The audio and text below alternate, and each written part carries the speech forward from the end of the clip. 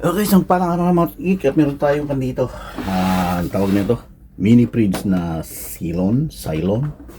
Yan, mini fridge mga teknik. Hindi ko alam kung fridge to na kailangan ng may compressor o ano may cooling, may cool shot tsaka warm. Pero mga teknik, nung sinukatan ko yung kanyang output dito sa kanyang plug, wala, nasira yung kanyang fuse. Yan, ito yung fuse niya. 3 amperes. So dahil wala akong 3 amperes, nilagyan ko muna ng 13 amperes dito. Ngayon ang nakita ko mga teknik, bakit? Tataka kasi ako kung bakit busted yung fuse sa AC cord. Ngayon kung titignan natin yung kanyang terminal. Yan, kung susukatan natin. Mga teknik. Yan. Kung susukatan natin yung terminal. Actually may dalawang terminal dito. Yung AC tsaka 12 volts DC. Yan, sa AC tayo. Off condition, meron siyang 10 ohms na kaagad. Kahit i-cool natin siya, hindi nagbago. Kahit sa warm, hindi siya nagbago. Unlike dito sa DC, yan, off muna tayo. Sa DC 12 volts na supply, kung titingnan nyo, yan, open siya. So yan yung normal yan. Kasi wala ka pang load Ngayon, pag inilagay ka sa cool, nagkaroon siya ng resistance na 4 ohms. So, hindi ko alam kung anong klaseng cooling system yan. Pero yung resistance niya is, para kay ko normal yan. Yan. Tapos, ganun din sa warm. Naka-off. Yan. Okay yung condition naka-off. Pero ilagay ko natin sa warm. Ayan siya. 4.5 ohms na. So dito lang, since ito yung madalas na ginagamit, okay tong 12 volts DC. Kasi it's either heater at saka tong cooling system, hindi ko alam anong klaseng cooling system yan. So normal yung resistance nila. So buksan natin, ang ititrace lang natin tong AC. Tuwasan lang natin yung short circuit. Do yung 10 ohms medyo kanyo at saka off condition. Yun yung napagdududa kasi. Yung off condition niya, meron na kagad resistance, which hindi dapat. Kaya doon sa mga rectifier side, yun doon tayo mag-focus. Okay, buksan natin yan. Yan siya mga teknik. Oh, kitang kita mga teknik dito pa lang sa kanyang capacitor. Bumilog siya. Yan mga teknik. Kung titingnan nyo yung pinaka main filter capacitor, lumubo siya. So ang lalabas lang dito 12 volts. So yun mga teknik. Focus lang tayo sa apat na diode dito. Naka-rectifier diode. Tapos ito. Bibilhin natin yan. So asan sila? Ito, tsaka ito. Yan.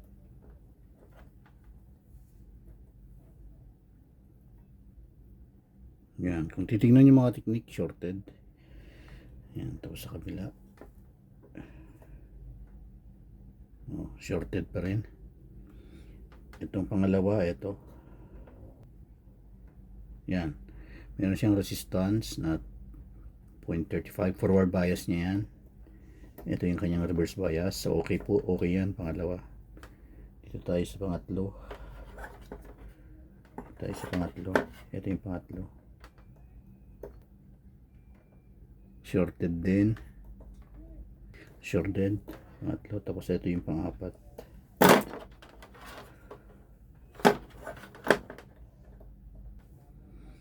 So open. Isang shorted. Isang okay. Dalawang shorted. Isang okay. Isang open. Pero pinakamaganda, palitan na lang natin lahat yung apat na yan. Para sigurado. Plus ito. So yun lang mga teknik. Hintayin lang nating makabili ng pyesa. Okay mga teknik, so eto meron tayong nabili mga dito. Diode, capacitor at saka pumili rin ako ng fuse na 3 amperes kasi 3 amperes yung requirement niya. Yung specified pala. So ang bawat diode na ganito 50 pills lang. Yan, 50 pills. Ganun din sa fuse, 50 pills.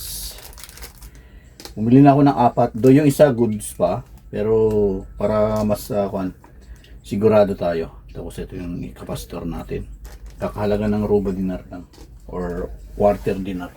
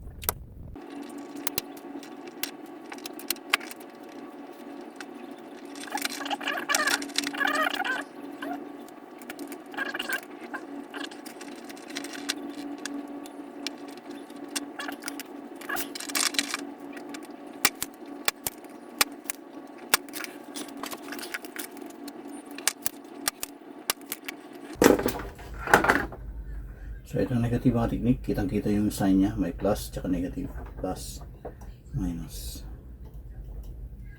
Yung mahaba siya yung plus, kung sakali mga hindi mo pa rin makita kung alin yung plus minus, yan, yung isa may minus sign.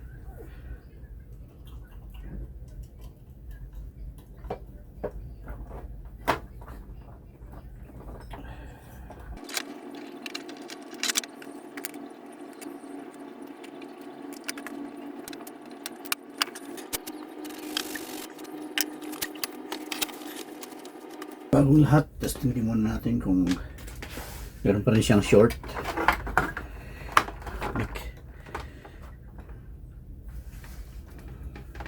So dati meron tayong nasusukat na 10 ohms dito. Ayan, ngayon okay na siya. Okay. Okay.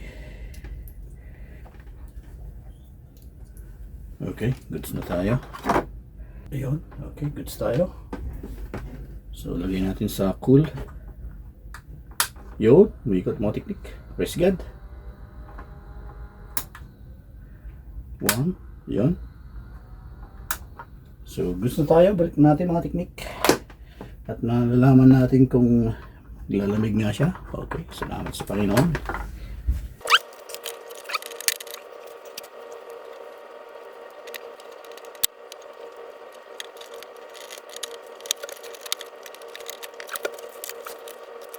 So, ayan na siya mga technique. Tinitesting natin. Yan. Yun lang natin ng matagal. Tapos, obserbahan natin dito sa loob. Bali, ito yung loob niya mga technique. Oh. Yan. So, lumalamig nga rin ng konti.